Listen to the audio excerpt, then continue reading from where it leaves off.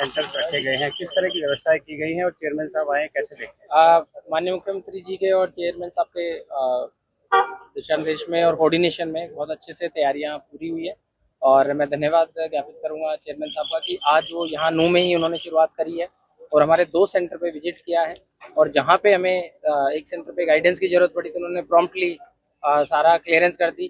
तो मैं इनका भी धन्यवाद करता हूँ। साथ ही मैं बच्चों को भी शुभकामनाएं देता हूँ कि आप अच्छे से पेपर दें। सुबह 4 बजे हमने बसों में जो इंतजाम किए हैं, मैं खुद 4 बजे बस स्टैंड से हमने बच्चों को पलवल और फरीदाबाद भेजा और हमारे जो बच्चे हैं उनके लिए शटल बसेस चलाई हैं।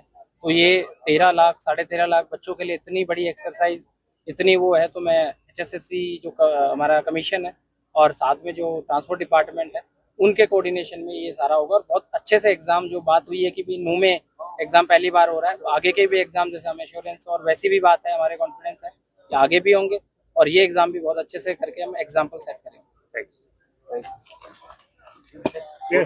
चेयरमैन साहब वेलकम। पहले तो नू भी हुए, एनटीए का भी एग्जाम हुआ है, तो ऐसा क्या अलग पार्ट थोड़ी है हरियाणा से। बिल्कुल एग्जाम हो गया, आगे भी होंगे। कमीशन का हर एग्जाम नू में होगा। सर कितने बच्चे एग्जाम दे रहे हैं, क्या क्या तैयार किए गए हैं? एग्जाम है टोटल जो बच्चे हैं 13,48,000 बच्चे ने अप्लाई किया है। मैक्सिमम ने रोल नंबर डाउनलोड कर लिए हैं।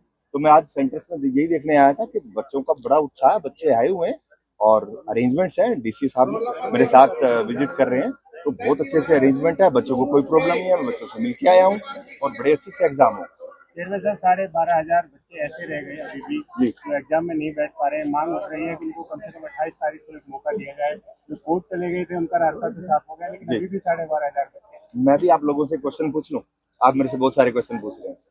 आपने कभी भी एफिडेविट फाइल किए होंगे, कभी ना कभी, कभी सेल डीड करवाई होगी।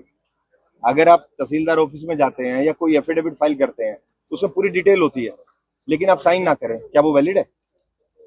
नहीं होगा ना। तो वैसा ही सेम वो केस है। उन्होंने डिटेल दी है, कहीं साइन नहीं किया। साइन के बिना तो लीगल सेंसिटिव है ही नहीं, मैं उसको कैसे कंसिडर करूंगा?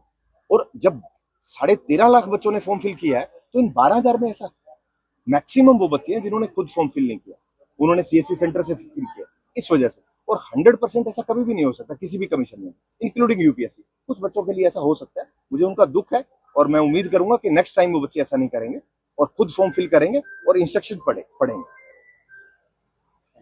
Thank you.